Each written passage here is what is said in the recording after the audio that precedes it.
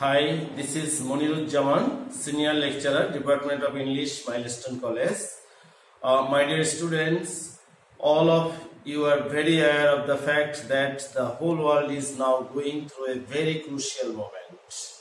Yet, we are trying our best to keep you advanced in your syllabus, and all of you will maintain the rules and regulations given by the doctors as well as by the health ministry, because many countries have already experienced the procession of death. Okay, my dear student, today I want to make you understand a very important topic, and that is completing sentence. Dear students, completing sentence is basically consisted of some grammatical rules.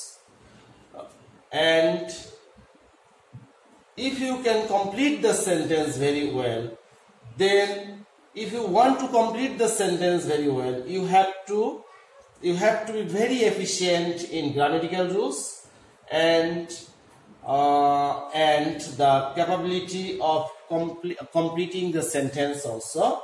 Today I shall discuss about some important rules which frequently comes in the examination. Okay, প্রিয় ছাত্রছাত্রীরা, এবারে তোমরা একটু দেখো rule number 1। Rule number 1 এ আমরা প্রথমেই দেখেছি to dot dot dot true. এটি একটি নেগেটিভ সেন্টেন্স। এখন এই ফর্মে, এই to dot dot dot true, এই ফর্মে যখন কোনো সেন্টেন্স তোমরা পরীক্ষায় কোশ্চেনে দেখবে, তখন তোমরা সরাসরি সাবজেক্টের দিকে তাকাবে। সাবজেক্ট যদি ব্যক্তি হয়, সাবজেক্টটা যদি ব্যক্তি হয়, তাহলে তোমরা শুধুমাত্র একটা টু প্লাস একটা V1 অর্থাৎ ভার্ব, অর্থাৎ প্রেজেন্ট ফর্ম, ভার্বের প্রেজেন্ট ফর্ম প্লাস এক্সটেনশন হবে। এক্সটেনশন মানে অতিরিক্ত তথ্য। সব সেন্টেন্সের জন্য এক্সটেনশন দিতেও হবে না, কারণ কিছু কিছু সেন্টেন্স ভার্ব ব্যবহার টু প্লাস ভার্ব 1 অর্থাৎ ভার্বের প্রেজেন্ট ফর্ম ব্যবহারের সাথে সাথে সেই সেন্টেন্সটি পরিপূর্ণতা লাভ করে ফেলবে। আর তারপরে দেখবে সাবজেক্টে যদি বস্তু হয়, তাহলে তোমরা এই for me, for her, for him, for them, ফরের পরে হিম, হার, মাই, মি, দেম, এরকম একটা অবজেক্ট তোমাদের দিতে হবে। তারপরে এই স্ট্রাকচারটি একই, to plus verb 1 plus extension, অর্থাৎ এই প্রথমটির মতোই, শুধুমাত্র তোমাদেরকে এই ফর এবং একটা ফর যুক্ত একটি অবজেক্ট ব্যবহার করতে হবে যাতে সেন্টেন্সটি পরিপূর্ণতা পায়। আমি একটি উদাহরণের মাধ্যমে তোমাদেরকে বিষয়টি ক্লিয়ার করছি। একটু উদাহরণটা একটু লক্ষ্য করো। প্রথমেই রনি ইজ টু উইক, আমরা কোথায় তাকাবো? এই সাবজেক্টের দিকে তাকাবো। Rony is a person. Rony, Rahim, Karim, Jadu, Madhu, অথবা হি, সি অর্থাৎ personal pronoun, he, she, they, we, এই জাতীয় যদি কিছু থাকে সেগুলো মানুষ অর্থাৎ ব্যক্তি। Rony is too weak. এখন তোমরা ইচ্ছা মতো যা কিছু তাই দিতে পারো। এখানে আমরা এক্সটেনশন আর ব্যবহার করব না, কারণ এমনিতেই সেন্টেন্সটির পরিপূর্ণতা পেয়েছে। Roni is too weak to walk, Roni এতই দুর্বল যে হাঁটতে পারে না। এখন যদি তোমরা অন্য কেউ মনে করো যে আমি অন্য কিছু লিখবো, Roni is too weak to talk, যে রনি এতই দুর্বল যে কথা বলতে পারে না। Roni is too weak to go to school, to go to school. তোমরা দেখো এখানে আমি একটু এক্সটেনশন ব্যবহার করেছি, টু স্কুল। আবার তোমরা আরো দিতে পারো, Roni is too weak to read, Roni এতই দুর্বল যে পড়তেও পারে না। তা আমরা শুধুমাত্র টু প্লাস V1 অর্থাৎ ভার্বের প্রেজেন্ট ফর্ম ব্যবহার করেছি। দ্বিতীয়টা দেখো, দ্বিতীয় সেন্টেন্সের সাবজেক্টের দিকে একটু লক্ষ্য করো। সাবজেক্টটি হচ্ছে একটি বস্তু, অর্থাৎ দ্য বুক একটি বস্তু, মানুষ নয়। তাহলে আমরা এখন কি করব? একটা ফর মি অথবা ফর হিম অথবা ফর হার, যা খুশি তোমরা দিও। The book is too hard for me to read. বইটি আমার কাছে এতই কঠিন পড়া, অথবা ফর হার টু আন্ডারস্ট্যান্ড, যে তার কাছে এতই কঠিন যে সে এটি বইটি বুঝতে পারে না। তাহলে তোমরা এখানে এই বস্তু হলে একটা ফর মি অথবা ফর হিম, ফর হার, এগুলো একটা কিছু যুক্ত করতে হবে। আর ব্যক্তি হলে শুধুমাত্র two plus V1 plus extension যদি প্রয়োজন হয় ব্যবহার করবে, না হলে ব্যবহার করার দরকার নেই। ওকে, হ্যাঁ, এবারে আমি আসছি বুঝাচ্ছি তোমাদেরকে রুল নাম্বার 2। রুল নাম্বার 2টা একটু দেখো, আমরা এটাও একটু 2.2 এর সাথে একটু সামঞ্জস্য রয়েছে। এখানে সো দ্যাট অর্থ এতই যে, অর্থাৎ এতই, এই ডটটার মানে কি এতই ভালো, এতই খারাপ, এতই মেধাবী, এতই ডাল, অর্থাৎ একটি অ্যাডজেক্টিভ বা একটা অ্যাডভার্ব আমরা এখানে প্রত্যাশা দেয়া থাকবে। এখন সেই অ্যাডজেক্টিভ বা অ্যাডজেক্টিভ সাধারণত দুই ধরনের অ্যাডজেক্টিভ শব্দগুলো রয়েছে। যেমন ধরো যে ইতিবাচক অ্যাডজেক্টিভ অথবা পজিটিভ অ্যাডজেক্টিভ, যে অ্যাডজেক্টিভগুলো বা গুণবাচক শব্দগুলো আমাদের সবারই ভালো লাগে, অর্থাৎ প্রশংসাসূচক। যেমন ধরো যে ব্রিলিয়ান্ট, স্মার্ট, হ্যান্ডসাম, এই শব্দগুলো যার উপরেই ব্যবহার করা হোক না কেন সে একটু খুশি হয়, অর্থাৎ এই শব্দগুলো হচ্ছে পজিটিভ অর্থ মিন করে। আর কতগুলো অ্যাডজেক্টিভ রয়েছে নেগেটিভ অ্যাডজেক্টিভ, যে অ্যাডজেক্টিভগুলো সাধারণত নেগেটিভ অর্থ প্রকাশ করে, সেগুলো আমাদের কারোই ভালো লাগে না। যেমন ধরো যে কাউকে যদি বলা হয় যে ডান্ডার হেড, মাথা ফোলা, ডাল, তারপরে সাচ টাইপস অফ ওয়ার্ডস যদি বলা হয় তাহলে সে কিন্তু মনক্ষুণ্ণ হবে, কষ্ট পাবে। তাই সেইগুলো হচ্ছে নেগেটিভ অ্যাডজেক্টিভ। তা আমরা যদি দেখো যে অ্যাডজেক্টিভটি এই পজিটিভ, এখন এটা রুলসটা হচ্ছে প্রথমে গঠন প্রণালীটা একটু দেখো। এই দ্যাটের পরে এই প্রথমে যে সাবজেক্টটি থাকবে সেই সাবজেক্টই নিবা, অথবা তুমি ভিন্ন কোনো সাবজেক্ট গ্রহণ করতে পারো। তারপরে ক্যান, কুড অথবা cannot, could not plus verb one plus extension. এখন রুনা ইজ সো ব্রিলিয়ান্ট। এখন ব্রিলিয়ান্ট এই শব্দটির দিকে আমরা একটু তাকাই, অর্থ রুনা এতই মেধাবী। এখন এই শব্দটির পরে আমরা একটা নেগেটিভ সেন্টেন্স বলতে পারি না, কেন? তাহলে সেন্টেন্সটির সৌন্দর্য নষ্ট হয়ে যাবে। Runa is so brilliant that she can solve this problem. অর্থাৎ এখানে আমরা ক্যানে, অর্থাৎ এই অ্যাডজেক্টিভটি যদি ইতিবাচক হয়, অর্থাৎ ভালো প্রশংসা সূচক হয়, সেই ক্ষেত্রে তোমরা ক্যান এবং কুড ব্যবহার করবে, নট ব্যবহার করবে না। আর যদি এই অ্যাডজেক্টিভটি যদি নেতিবাচক হতো, যেমন ধরো যে দ্বিতীয় সেন্টেন্সটি দেখো, সুমা ইজ সো ডাল দ্যাট, এই যে ডাল শব্দটি অর্থ হচ্ছে কি? অর্থ হচ্ছে মেধাহীন। সুমা ইজ সো ডাল, সুমা এতটাই ডাল যে, এখন আমরা তার সম্পর্কে একটা নেতিবাচক সেন্টেন্স দিতে হবে পরের অংশে, that she cannot understand anything. Dear students, তোমরা একটু এখানে খেয়াল করবে, এই প্রথম অংশের ভার্বটি যে টেন্সে থাকবে সেই টেন্সের উপরে ব্যবহার করে বা ভিত্তি করে আমাদেরকে ক্যান কুডের ব্যবহার করতে হবে। এখানে ইজ প্রেজেন্ট ফর্মে আছে, আমরা ক্যান ব্যবহার করেছি। এখানেও ইজ আছে, এখানেও আমরা ক্যান ব্যবহার করেছি।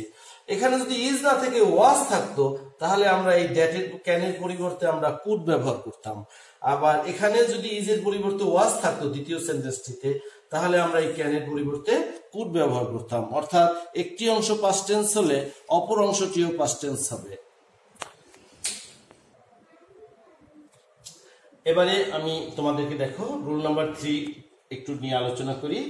রুল নাম্বার 3 তে তোমরা দেখতে পাবে সো দ্যাট। এর আগে আমরা সো দ্যাট করিয়েছিলাম, এবারে ওই ডট গুলো নেই, শুধুমাত্র সো দ্যাট। এখন এই যদি ডট না থাকে তাহলে বুঝবে এই সো দ্যাট, এই কনজাংশনটির অর্থ হচ্ছে যাহাতে। এটি একটি কনজাংশন, এটির অর্থ হচ্ছে যাহাতে। এখন ইংরেজিতে দ্যাটের পরে সাধারণত ক্যান, কুড, মে, মাইট ব্যবহার করতে হয়। তোমরা এই কথাটা সবসময় মনে রাখবা। ওই সো দ্যাটের ক্ষেত্রেও আমরা ক্যান, কুডের ব্যবহার করেছিলাম, এখনো আমরা আবারও ক্যান, কুড ব্যবহার করব। যেমন সাবজেক্ট প্লাস ক্যান, কুড, অর্থাৎ সো দ্যাট দিয়ে দুটো অংশ যুক্ত হয়, এটা একটি কমপ্লেক্স সেন্টেন্স গঠন করে। যদি প্রথম অংশটি যদি প্রেজেন্ট ফর্মে থাকে তোমরা ক্যান, দ্বিতীয় অংশে ক্যান ব্যবহার করবে সাবজেক্টের পরে। আর যদি প্রথম অংশটি পাস্ট টেন্সে থাকে ভার্বটা, তাহলে তোমরা দ্বিতীয় অংশে কুড ব্যবহার করবে। ক্যান, কুড উভয়ের পরেই ভার্ব ওয়ান হয়, অর্থাৎ ভার্বের প্রেজেন্ট ফর্ম হয় প্লাস এক্সটেনশন হয়। এবার একটি উদাহরণ দেখো তোমরা। উই ওয়েন্ট টু মার্কেট, আমরা মার্কেটে গিয়েছিলাম। কি উদ্দেশ্যে? সো দ্যাট, মানে একটা উদ্দেশ্য বোঝাচ্ছে, যাহাতে আমরা মার্কেটে গিয়েছিলাম, সো দ্যাট। এখন এই অংশটি কমপ্লিট করার সময় আমরা এই সাবজেক্টটিকেই বেশি করে প্রাধান্য দেবো, অর্থাৎ এই সাবজেক্টটিকেই দ্যাটের পরে আবার আনবো। We went to market so that we, আবার এখানে উই নিয়ে আসলাম। এখন এই ভার্বটির দিকে একটু তাকাও, এই ভার্বটি আছে পাস্ট টেন্সে, গো, ওয়েন্ট, গন, অর্থাৎ পাস্ট টেন্সে আছে, সেকেন্ড ফর্মে আছে। তাহলে আমরা এখন ব্যবহার করব could. We went to market so that we could buy some, so that we could buy some clothes,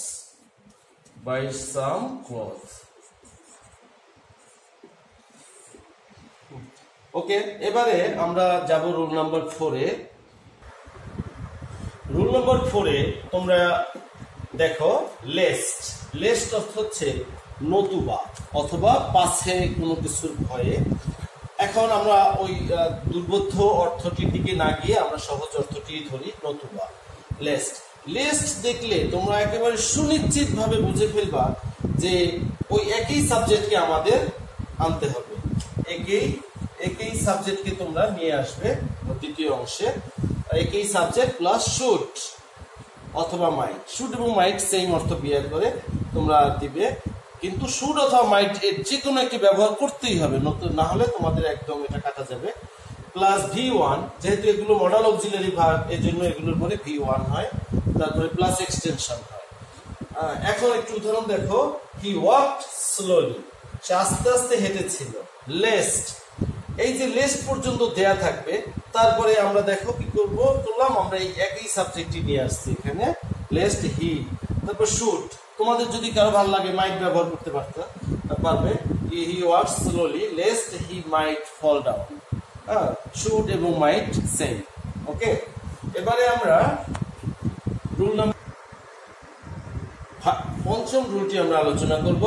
এবারে পঞ্চম রুলে তোমরা দেখতে পাবে যে দুটো কনজাংশন আমি লিখেছি, অ্যাজ ইফ, অ্যাজ দো। এই দুটো অ্যাজ ইফ অর্থটাও হচ্ছে যেন, আর অ্যাজ দো অর্থটাও হচ্ছে যেন। এই দুটো কনজাংশন সবসময় এই সেন্টেন্সের মাঝখানে বসে, অর্থাৎ এর একটা বাম পাশ থাকে, একটা ডান পাশ থাকে। এখন যখন বাম পাশ তোমরা তখন লক্ষ্য করবা, যে কোনো একটা অংশ যদি দেয়া থাকে, বাম পাশ যদি প্রেজেন্ট ইনডিফিনিট থাকে, তাহলে ডান পাশটা হবে কি এর পাস্ট ইনডিফিনিট। আর বাম পাশটা যদি থাকে পাস্ট ইনডিফিনিট, ডান পাশটা হয়ে যাবে পাস্ট পারফেক্ট। অর্থাৎ ডান পাশটা হয়ে যাবে পাস্ট পারফেক্ট। সেক্ষেত্রে তোমরা যদি আবার ডান পাশটা দেওয়া থাকে, অর্থাৎ ডান পাশ দেওয়া থাকে আর প্রথম অংশটা গ্যাপ থাকে, তাহলে তোমরা এইটাই ফলো করবা, অর্থাৎ ডান পাশ পাস্ট ইনডিফিনিট থাকলে তোমরা বাম পাশটা প্রেজেন্ট ইনডিফিনিটে দিয়ে দিবা। ডান পাশ যদি পাস্ট পারফেক্ট থাকে, তাহলে বাম পাশটা তোমরা পাস্ট ইনডিফিনিটে দিয়ে দিবে। একটি উদাহরণের মাধ্যমে আমি তোমাদেরকে বিষয়টি ক্লিয়ার করছি। যেমন দেখো, এই অ্যাজ ইফ এর বাম পাশ, তাহলে এই বাম পাশের ভার্বটি কোন টেন্সে আছে? প্রেজেন্ট ইনডিফিনিট টেন্সে আছে, অর্থাৎ প্রেজেন্ট টেন্সে আছে। তাহলে আমরা পরের অংশ পাস্ট ইনডিফিনিট লিখে ফেলবো। সে কথা বলছে যেন, হি নিউ ইট, নো এর সেকেন্ড ফর্ম, অর্থাৎ পাস্ট ফর্মটা হচ্ছে নিউ, আমরা পাস্ট ইনডিফিনিটে করে ফেললাম। আবার দ্বিতীয় অংশে একই সেন্টেন্সে আমরা একটু ভার্বটা পাস্ট টেন্সে দিয়ে দিলাম, হি টকড, অর্থাৎ পাস্ট ইনডিফিনিট। তাহলে এখন ডান পাশটা হবে কি সূত্র অনুসারে?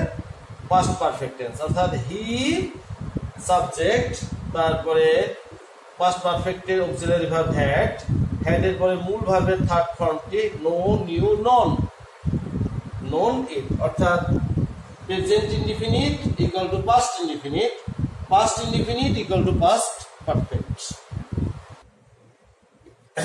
Rule number 6, it is time, it is high time. এটা দিয়ে প্রায় বোর্ডের কোশ্চেনে একটি সেন্টেন্স আসে। তোমরা সেক্ষেত্রে একটু খেয়াল করবে যে এখানে একটি রুলস দিয়ে এই দুটো সেন্টেন্সকেই কমপ্লিট করা সম্ভব। অর্থাৎ দুটো সেন্টেন্সের এই দুটোর পরে, অর্থাৎ এদের পরে যদি সাবজেক্ট থাকে, তাহলে তোমাদের সেই সেন্টেন্সটিকে একটি পাস্ট ইনডিফিনিটেড সেন্টেন্স লিখতে হবে। আর যদি সাবজেক্ট না থাকে, তাহলেও সেটিকে তোমরা পাস্ট ইনডিফিনিটে লিখতে পারবে, কিন্তু ইচ্ছে করলে তোমরা সেক্ষেত্রে টু প্লাস ভার্ব দিয়েও তোমরা করতে পারবে। এই উদাহরণটি তোমরা একটু লক্ষ্য করো, this is, it is time অথবা ইট ইজ হাই টাইম, যেটাই আসুক, উই, এই সাবজেক্ট একটি দেয়া আছে, একটি সাবজেক্ট আমরা দিয়ে দিয়েছি। এখন এই যদি সাবজেক্ট থাকে, সেক্ষেত্রে তুমি পাস্ট ইনডিফিনিট টেন্সের সেন্টেন্সটি পরিপূর্ণ করার জন্য একেবারেই বাধ্য। তাহলে কি করতে হবে? ইট is time we completed the work, অথবা উই লেফট দ্য প্লেস, অথবা we started for the journey, such type of things, অর্থাৎ পাস্ট ইনডিফিনিটে হতে হবে। তারপরে দ্বিতীয় সেন্টেন্সটি ইট ইজ হাই টাইম। দেখো এখানে আমি কোনো সাবজেক্ট দিয়ে দেইনি। এখন তুমি ইচ্ছা করলে এই সেন্টেন্সটাই আর একবার লিখতে পারতে, it is high time we completed the work. অর্থাৎ তুমি পাস্ট ইনডিফিনিটে সাবজেক্ট একটা নিজের মতো করে পছন্দ করে তুমি পাস্ট ইনডিফিনিটে করতে পারতা। কিন্তু তুমি যদি ইচ্ছে করো যে আমি সহজ সরল ভাবে লিখবো, তাহলে লিখবা it is high time to complete the work, অর্থাৎ ইনফিনিটিভ দিয়ে সেন্টেন্সটাকে যুক্ত করে ফেলবা। রুল নাম্বার 7 তোমরা দেখো, এখানে আমি তিনটি রুলস কে একত্রে বুঝাচ্ছি তোমাদের। যেহেতু তিনটি একই অর্থ প্রকাশ করে, এজন্য আমি তোমাদেরকে একবারে এটা বোঝানোর চেষ্টা করছি। No sooner had ... then, hardly had ... when, scarcely had ... when. এখন এই তিনটিরই অর্থ হচ্ছে কোনো কিছু হতে না হতেই অন্য কিছু হওয়া। অর্থাৎ কোনো কিছু হতে না হতেই অন্য কিছু হওয়া। এই সেন্টেন্সটির গঠনটা হবে এই দেন, হোয়েন, এরপরে যে অংশটা গ্যাপ থাকবে সেই অংশে তোমাদেরকে গ্যাপ দিয়ে দেওয়া হবে এবং তোমাদের কাছ থেকে একটি সেন্টেন্স আশা করা হবে। সেই ক্ষেত্রে তোমরা মনে রাখবে যে শেষের অংশটি অবশ্যই পাস্ট ইনডিফিনিট টেন্স হবে, অবশ্যই পাস্ট ইনডিফিনিট টেন্স হবে। একটি উদাহরণ তোমাদেরকে আমি এখনই দেখাচ্ছি, যে তাহলে তোমরা ব্যাপারটি আরো ক্লিয়ার হবে তোমাদের কাছে।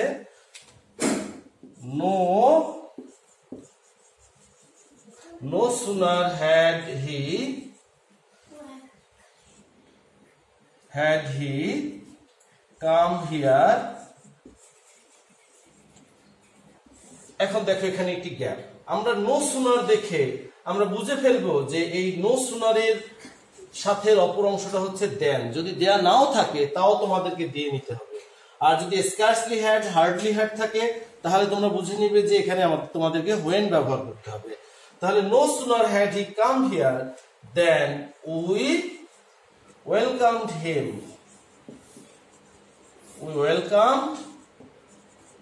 সেখানে আসতে না আসতে আমরা তাকে সুস্বাগতম জানালাম।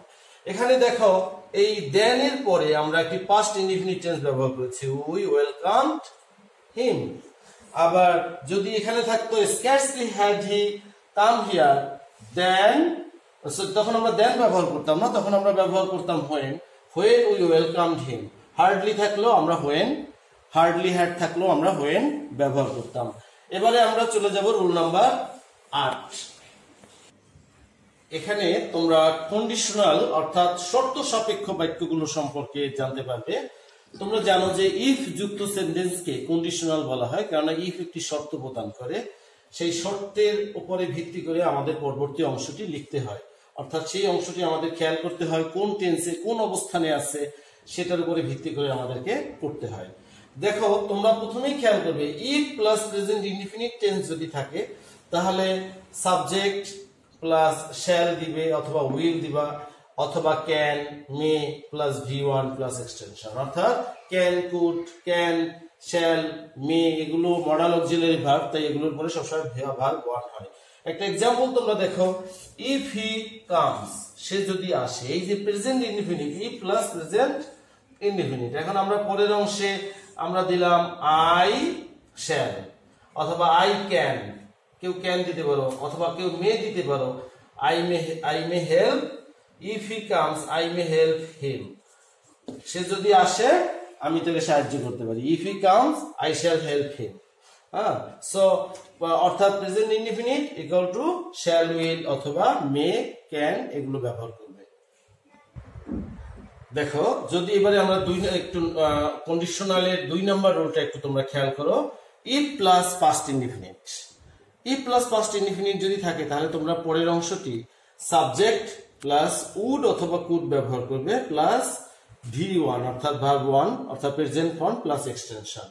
ইফ হি কেম, কামের ওই আগের এর পূর্বের সেন্টেন্সটি ছিল ইফ হি কামস, কামসটাকে আমরা পাস্ট ফর্মে দিয়ে দিলাম, পাস্ট ইনডিফিনিট ফর্মে কেম। if he came, ওখানে আমরা দিয়েছিলাম I shall অথবা I can অথবা I may, আর এখানে আমরা would অথবা could, I would help him, সে যদি আসতো আমি তাকে সাহায্য করতাম। আর যদি কেউ could ব্যবহার করতে চাও সেও সঠিক হবে, যেমন ধরো যে if he came I could help him, সে যদি আসতো আমি তাকে সাহায্য করতে পারতাম।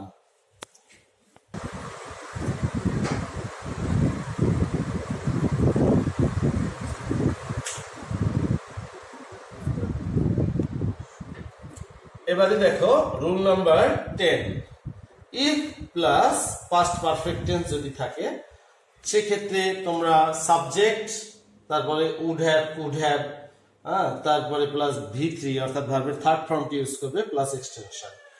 এক্সটেনশন তোমরা ব্যবহার সবসময় দরকার হয় না, এটা ভার্বের উপর নির্ভর করে। ইফ হি হ্যাড কাম, এই যে দেখো আমরা দেখলাম কি এই অংশটা পাস্ট পারফেক্টে আছে, যেহেতু হ্যাড আছে মূল ভার্বের থার্ড ফর্ম আছে, তাহলে এটা পাস্ট পারফেক্ট টেন্স, এটা একটি সেন্টেন্স। If he had come I would have, এই যে আমরা সূত্র বসিয়ে দিলাম আই উড হ্যাভ। এখন উড হ্যাভ এর পরে যে কোনো হ্যাভ এর পরে তো তোমরা জানো যে ভার্বের থার্ড ফর্মটা হয় helped, I would have helped him. হ্যাঁ, তারপরে আমরা চলে যাব রুল নাম্বার 11-তে। রুল নাম্বার 11 তোমরা একটু খেয়াল করো।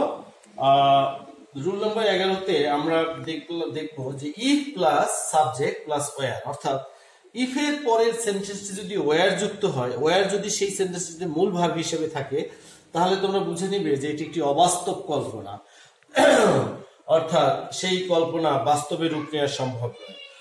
If plus subject plus were, তাহলে তোমরা কি করবে, সেখানে উড অথবা কুড, তারপরে প্লাস V1 প্লাস এক্সটেনশন হবে। যেমন if I were a bird, আমি যদি একটি পাখি হতাম, এই যে দেখো ওয়্যার মূল ভার্ব, আর কোনো ভার্ব এই সেন্টেন্সটিতে নেই। If I were a bird I would fly in the sky, আমি যদি একটি পাখি হতাম আমি আকাশে উঠতাম। আবার তোমরা এখানে কুডও ব্যবহার করতে পারতাম, if I were a bird I could fly in the sky, আমি আকাশে উঠতে পারতাম। রুল নাম্বার 12, এখানে তোমরা সবসময় জানো যে সিন্স সাধারণত সময়কে যুক্ত করে, কিন্তু সিন্স যখন একটি সেন্টেন্সে কনজাংশনের কাজ করবে, অর্থাৎ কনজাংশনের কাজ কি, সেন্টেন্সকে যুক্ত করা। এখন একটি সিন্স যখন একটি সেন্টেন্সের মধ্যে কনজাংশন হিসেবে কাজ করবে, তখন এই সিন্স শব্দটি সেন্টেন্সের মাঝখানে বসবে এবং তার একটি বাম পাশ থাকবে, একটি ডান পাশ থাকবে। এখন বাম পাশটি যদি প্রেজেন্ট ইনডিফিনিট টেন্স হয়, সেক্ষেত্রে ডান পাশটি হবে পাস্ট ইনডিফিনিট, আর বাম পাশটা যদি হয় পাস্ট ইনডিফিনিট, আর ডান পাশটি হবে পাস্ট পারফেক্ট টেন্স। আমি ইনডিফিনিট এবং পারফেক্ট এই শব্দগুলো একটু সংক্ষেপে লিখলাম, তোমরা একটু বুঝে নিও। আইএনডি মানে ইনডিফিনিট, তোমাদেরকে যাতে একটু বেশি পড়ানো যায়। এক্ষেত্রে ইয়ার্স সিন্স, এখানে মূল ভার্ব হচ্ছে ইজ প্রেজেন্ট ফর্মে থাকার কারণে আমরা সিন্স এর পরের অংশটা পাস্ট ইনডিফিনিট দিয়ে দিলাম, যে it is many years since I saw him. আবার এই ইজ না থেকে যদি ওয়াজ থাকতো, অর্থাৎ পাস্ট ইনডিফিনিটে থাকতো ইট ওয়াজ মেনি ইয়ার্স সিন্স, তাহলে আমরা দিতাম কি, এই পাস্ট ইনডিফিনিট হওয়ার কারণে আমরা পাস্ট পারফেক্ট দিয়ে দিতাম, যে I had seen him. Okay, rule number 13 আমরা দেখবো যে এই শব্দগুলো যদি তোমরা সেন্টেন্সের মধ্যে দেখতে পাও, উড, দ্যাট, উইশ, ফ্যান্সি, এগুলো দিয়ে সবসময় অবাস্তব কল্পনা বোঝায়। অবাস্তব কল্পনা যখনই বুঝাবে তখন তোমরা মনে রাখবে যে সেখানে কুড ব্যবহার করতে হবে অথবা ওয়্যার ব্যবহার করতে হবে। কিন্তু আমরা তোমাদের মনে রাখার সুবিধার্থে আমি একটি সার্বজনীন রুলের মধ্যে এটিকে আবদ্ধ করছি, কেননা কুড, উড, দ্যাটের সাথেও কুড বাস্তবসম্মত, উইশের সাথেও কুড ভালো ব্যবহৃত হয়, ফ্যান্সির সাথেও ভালো ব্যবহৃত হয়। যেমন ধরো যে আই উইশ, সেক্ষেত্রে তোমরা এই জন্য কুড ব্যবহার করেছি, কিন্তু এই উইশ এবং ফ্যান্সির পরে তোমরা ইচ্ছা করলে উডও ব্যবহার করতে পারবে, কিন্তু উড দ্যাটের পরে কুড ব্যবহার করা ছাড়া আর কোনো অল্টারনেটিভ নেই। কাজেই সবাইকে যে কমন শব্দটি দিয়ে বেঁধে ফেলা যায় সেটি হচ্ছে কুড। আমি এর জন্যই তোমাদের এখানে কুড ব্যবহার করেছি। এখানে দেখো I wish I could go to Cox's Bazar, যে আমি যদি কক্সবাজার যেতে পারতাম, অথবা would that I could go to Cox's Bazar, অথবা I fancy I could go to Cox's Bazar. Okay, rule number 14, এখানে তোমরা দেখতে পাবে দো, অলদো, বাট। দো অর্থ যদিও, অলদো অর্থ যদিও, একই অর্থ, দুটো একই জাতীয় সেন্টেন্সই গঠন করে, বাট কিন্তু। এগুলোর পরে একটি বিপরীত অর্থের সেন্টেন্স হয়। অর্থাৎ একটু উদাহরণ দেখো, দো দ্য গার্ল ইজ শর্ট অথবা although the girl is short, যদিও মেয়েটি খাটো, শি ইজ বিউটিফুল, সে সুন্দরী। এখন একটি খাটো মেয়ে, তার সৌন্দর্য কম থাকারই কথা ছিল, কিন্তু দেখা গেল যে সেখানে আমাদের একটি ব্যতিক্রমী সেন্টেন্স দিতে হয়েছে যে শি ইজ বিউটিফুল।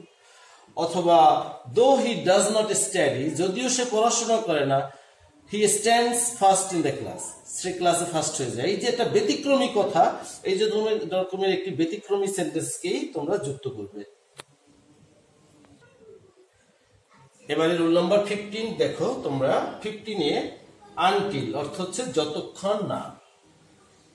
আন শব্দটি একটি নেগেটিভ শব্দ, আর আনলেস, নট লেস, যদি না। এখন এর পরের অংশটি, যেহেতু এটার মধ্যে একটি সুপ্তভাবে একটি নট লুকানো রয়েছে, তাই তোমাদের পরের অংশটিকে একটি অ্যাফার্মেটিভ সেন্টেন্স যুক্ত করতে হবে, কোনোভাবেই নেগেটিভ সেন্টেন্স যুক্ত করবে না। যেমন দেখো, unless he comes I shall rebuke him, সে যদি না আসে আমি তাকে বকা দেব, আই শ্যাল রিবিউক হিম। অর্থাৎ এই অংশটি পাস্ট প্রেজেন্ট টেন্সে আছে, আমরা এই অংশটিও এর জন্য প্রেজেন্টের সাথে ফিউচারের একটা ভালো মিল হয়, অথবা আমরা প্রেজেন্টের সাথে প্রেজেন্ট অথবা ফিউচার, কিন্তু কোনোভাবেই আমরা পাস্ট টেন্সে দিতে পারবো না। তারপরে এখানে তোমরা যদি বলো যে until he comes here I shall wait, সে না, যতক্ষণ না পর্যন্ত সে আসে, I shall wait for him, যে আমি তার জন্য অপেক্ষা করব। অর্থাৎ পরের অংশটি অবশ্যই অ্যাফার্মেটিভ সেন্টেন্স হতে হবে। Okay, my dear students, due to the shortage of time, everything is not possible for us to be described or discussed. But today আমি যে নিয়মগুলো তোমাদের সাথে আলোচনা করেছি, এই ক্লাসটি তোমরা বারবার দেখবে এবং তাহলে তোমরা দেখতে পাবে যে তোমাদের পরীক্ষায় পূর্ণ মার্ক অর্জন করা তোমাদের পক্ষে সম্ভব হবে। কেননা বিভিন্ন বোর্ডের অ্যানালাইসিসের উপরে ভিত্তি করেই আমি এই মোস্ট ইম্পর্টেন্ট রুলস গুলো তোমাদের জন্য বোঝানোর চেষ্টা করেছি। ওকে মাই ডিয়ার স্টুডেন্টস, ভালো থাকো, সুস্থ থাকো, সুন্দর থাকো। আল্লাহ হাফেজ।